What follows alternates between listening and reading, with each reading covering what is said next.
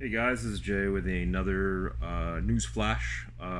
Today's news, it's not related to this exactly, but the company that makes this is, God, I'll never sell this. This is a Star Wars Legion Black Sun Enforcers box. Cool model kit, but I'll add it to the pile here. No, today's news is somewhat adjacent. It is the news bulletin from Atomic Mass about a couple of their inherited properties from Fantasy Flight that are officially dead. So today's video is a little bit about some games that aren't making it. So the little background's a little different today. I've got the the old Star Wars Legion stuff here. This little wall. This is a section of my store where some of the slower moving things are getting moved to. Anyway, so yeah, I'll give you a just like our little video recently about the Steam Forge requirement of War Machine. Today is somewhat of a different thing, a different tone. This is an official press release from Atomic Mass. You can of course read it yourself online. It just came out today, and I thought, again, got to get ahead of it, got to get the views, got to be the show, you know. So anyway, without further ado, here we go. It says, after long and careful consideration, we are here today to announce the end of the development on Star Wars Xwing and Star Wars Armada.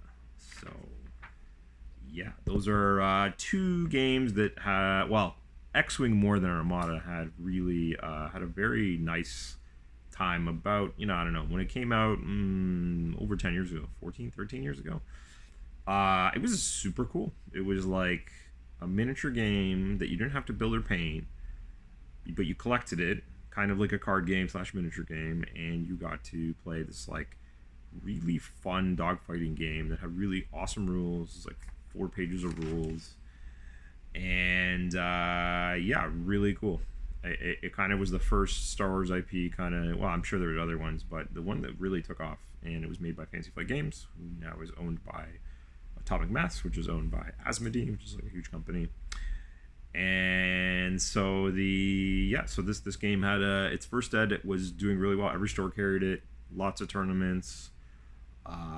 We ran events here. It was a neat product. It had a really low entry point for people because you could be a non-miniature player. Oh, you should be a board game guy or someone who likes games, and that could be like, here, try it out. They had like a $50 starter set here in Canada, and I think you got like 3 ships.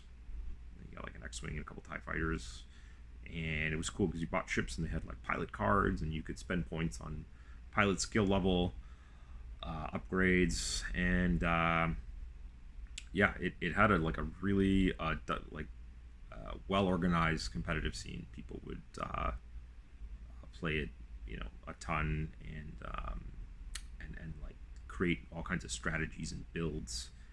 They would everything from like little people would like formation fly their TIE fighters and stuff, which was like took a lot of skill actually. Even though it's a game that had movement widgets, which was neat, instead of tape measuring or grid. So yeah, if you're really good at using the widgets, you could just do all kinds of crazy maneuvers. And the ships had like firing arcs and stuff. Armada was kind of like the little brother that just didn't get the same. It's like if they're siblings, the one sibling is like a famous rock star, and the other one is kind of just there. They're like, oh, this guy has a brother, cool. So what does that mean? Yeah, it was you know, one game was like squadron combat, and the other game was space fleet battles, which it seemed like it would have somewhat of a niche because like Battlefleet Galactic hasn't been around in quite a while. I remember playing Armada and enjoying it. It has an interesting slower pace because you like the bigger ships needed more time to turn, and they had like fire, you know, you could broadside shot or front or rear shot, and there was like a mini squadron battle that occurred. Anyway, so good games, but they ran into a pitfall, which I could kind of again predict a little bit before, which is with the IP based games, is you kind of run out of content once you have your Lukes and your Vaders and your Chewies and Han Solos. You start running out of gas, and then the other small thing, because every ship pack came with cards, sometimes you could get a powerful card only in a certain ship pack. So there were like certain turrets and droids that came in like really obscure packs. I can't remember what. I remember playing the game and I actually ended up printing my own little cards because I couldn't. I was willing to try and buy them, but it was just impossible to get them. And it was like there's like some random. I don't know my stores, so you can flame me all you want. I'm not a Star Wars guy, so I don't know the extended lore of the different names of the little fighters and ships. But anyway, one of them, it was like a K-wing or something, came with like a certain pilot card or a gun turret, and I was like, oh, you can only get this on eBay, and it's like $80 or something. It's like trying to procure a hard to get Magic card for your deck. So yeah, that was a problem. And then the next thing was so then they're like, well, we're gonna make a new edition, and the next problem there is when so then when you make a new edition, all of those cards that people have collected, like it's a card game, like a collectible card game, become invalid. So then that's not great. People are upset about. They're like, I just finished doing this and that, and I'm used to mastering my deck and my fleets and my squadron, and now it's not valid. So what they did is they did these like packs. They tried to make it as easy as possible. I will actually say at the time I thought it was okay. Like when we sold a lot of them, people did give it a chance. I thought they tried their best to soften the blow. So they sold these like there was like a Rebel, an Imperial, and then Scum had individual like box sets that you spent like $30-$40 on, and you got all of the relevant cards in there. So it made it more like a living card game where you know what was in the box. And then they also, the other thing, the game had these like ship dials that you would reveal and set maneuvers and whatever. So they upgraded those too, which is kind of like also a problem. So these would give what you do is set what the ship's going to do. Is going to make a hard right or a loop, some kind of bank maneuver or whatever. You would then reveal it, and your opponent wouldn't know. So the ships would then move, and then you'd fire. So they had this interesting guessing that you had to do. And so when making new dials was a huge problem too, but people gave it a shot, and that was like still a while ago. That was like still, I want to say 5-6 years ago. I don't know. And I remember the first couple months of that, we sold them pretty well. People were buying them up, and then once kind of enough people that bought them up, everything after that just didn't move. It's like people were like giving it a chance, and then it was just a slow death. And I don't know if it was Atomic Mass or whoever owned the rights at the time just not having, there were some releases spitting out, but it was like not moving the needle. And I think they expanded it out to like 5 factions or 6 like smaller factions, and we got in the really fringe ships and things. And so I think the existing player base, probably a bunch left. Some hung on because they loved the game.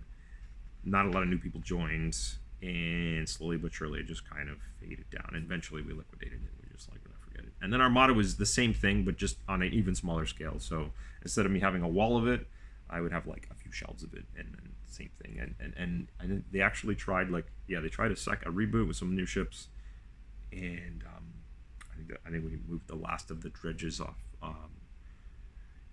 just like earlier this year. It's really, yeah. So 2 good games that just had a short but lucrative but short life, and then for whatever reason just couldn't get over the hump. Maybe it was because of the style of the game with the cards or the dials, or making it very hard to update or run out, or just ran out of stuff. I mean, at least here in the Star Wars Legion department, like you there's a lot more. Like you can make individual characters for all kinds of things. And they're not tied to that. They still have card packs and things in there, but I don't know. It seems without the special dials, it's a little easier to maintain now. So the rest of the spiel today, so I just read you the top line, was we're grateful for the community's passion, engagement, and support over the past few years. Rising production costs, global manufacturing, and pandemic-related challenges have made it exceedingly difficult to produce high-quality pre-painted miniatures, which ultimately led to the decision and development. So that's true. The pre-painted thing was just, I haven't stressed enough in this. That was kind of revolutionary. We don't have many examples in this type of store of the tabletop wargaming, Warhammer, War Machine, whatever world where you had pre-painted models. So that made the barrier like so small. Like you could throw it at any casual that walked in the store and said, "Just play. You like Star Wars? Play this game." You just unpack it and play. So I can kind of see the pre-painted thing also costing them more than they want, because you do have to.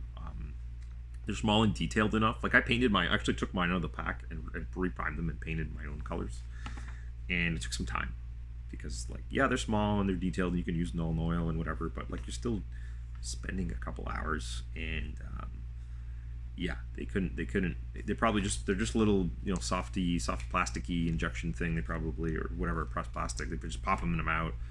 They're probably already gray and they're probably hitting them with like a primer, a null and oil, and a couple 2-3 spot colors and going. Someone's still having to do that like thousands of times, or a small team of people, and that makes the price per unit a lot more.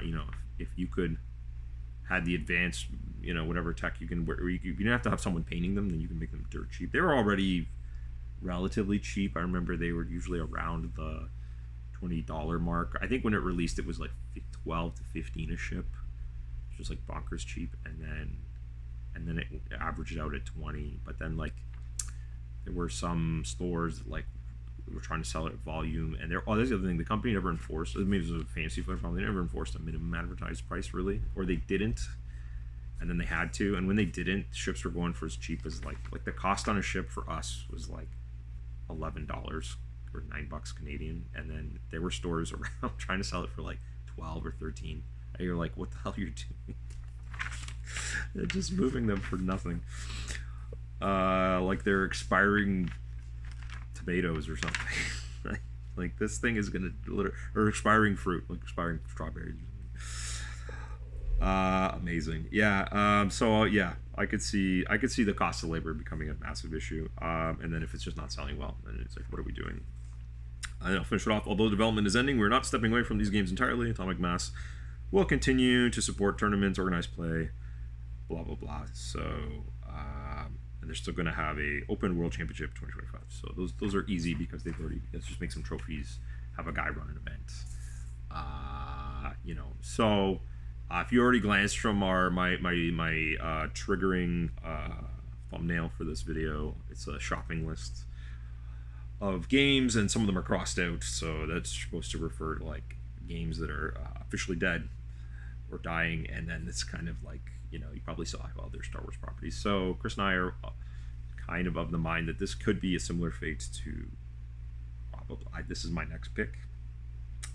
Just saying, we've been actively moving it at low prices to move on from it. Yeah, it's kind of run out of gas too. It's really into like fringe releases. The amount of people, it's also saturated. Like some of the thing when you have an IP like Star Wars, it's easy for like every hobby store to carry, every single store to carry it, because it's like it's so easy to stock, and when it's booming, it's very easy to sell because it's all self-contained. These boxes have their rules, and any there's no codexes to buy. They don't go through editions very often, if at all. They're relatively inexpensive. Like the average box here is like $30-$40 for squads, as opposed to the $70 or $80 or $100 that a Citadel kit might cost. And so I can see the appeal, but then you have this like mega saturation and this accordioning that occurs with like when it's good, it's really good, and when it's bad, it's absolutely freaking dead. Like it just, sales go to zero, and the secondary market also crashes. And I've just witnessed it with the most famous examples are going to be the Star Wars card games that Fantasy Flight has made so many of. There's a really hot one right now that no one can get any, called is it Star Wars Ultimate? No, I can't remember what it's called. Anyway, the one preceding was Star Wars Destiny, which we had here. I remember the meteoric rise and crash of that. Really fun game, but I don't know, for whatever reason, it's even the companies that make this, they have a like 2-3 year plan for these games, and then they plan to just move on. They don't even, it's not even a secret anymore. And so distribution, so the middlemen that bringing this product into regions and the hobby stores like us order from, they are not ordering lots of it. So even this new Star Wars card game, which is super hot, you can't get any because the distributors are like, yeah, we'll get a pallet because we know how this goes. So, what'll happen to Shatterpoint? I don't know. It's still new. Has stunning minis, and I think it still has time. And it might be okay because it is a skirmish game. It is a little bit outside of the box. It's not so heavily focused on the specific movies. They're kind of taking characters from all over the universe and using like a more comic book style art.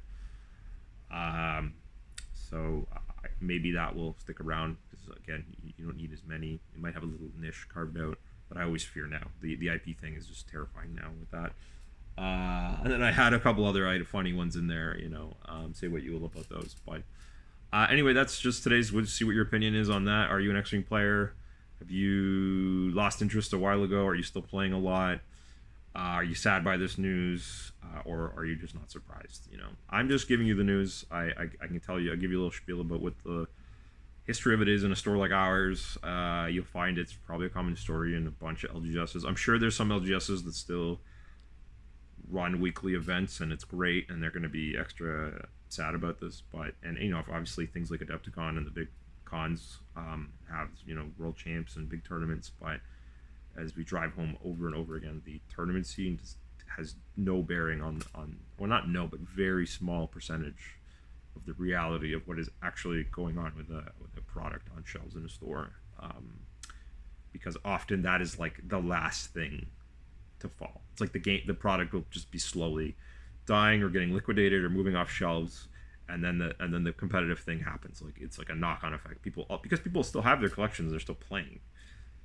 At some point it just slowly you slowly people fall off and gravity to other games because they want to buy new things and or lack of updates or whatever. So anyway, that's today's video. I'm just firing out just a quick one because sometimes you get this cool stuff. So like and subscribe, leave your comments, and send any ideas to us if you have any other news in the mini world you'd like me to cover or give opinions on.